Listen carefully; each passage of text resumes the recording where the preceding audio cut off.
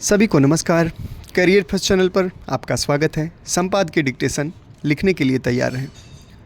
Ready start. संसद के budget सत्र को लेकर बुलाई गई सर्वदलीय बैठक में हुई चर्चा को संसदीय कार्य मंत्री किरण रिजिजू ने बहुत रचनात्मक बताया, लेकिन यह कहना कठिन है कि इस सत्र के दौरान संसद की कार्यवाही रचनात्मक ही रहेगी। यह कहना इसलिए कठिन है क्योंकि अब संसद में किसी न किसी बहाने हंगामा ही अधिक होता है।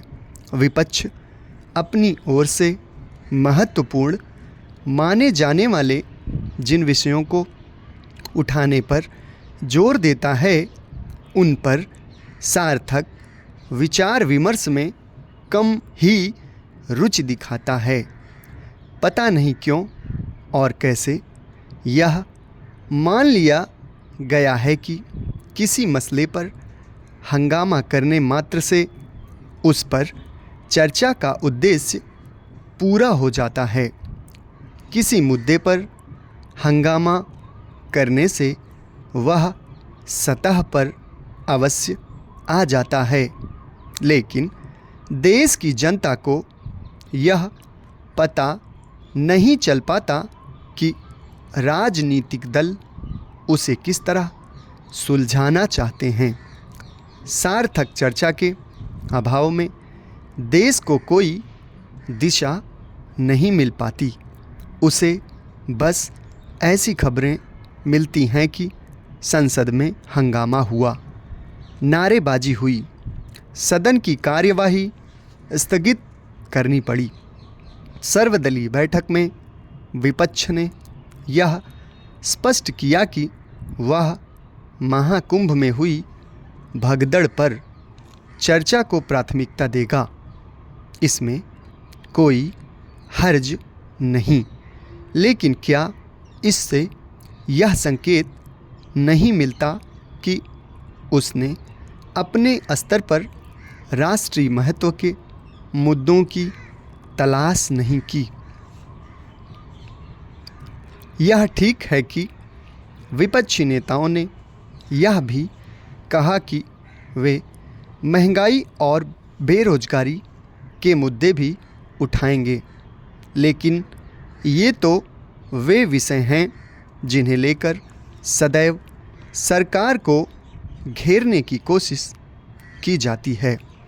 विडंबना यह है कि इन मुद्दों पर भी घिसे पिटे विचार प्रकट किए जाते हैं।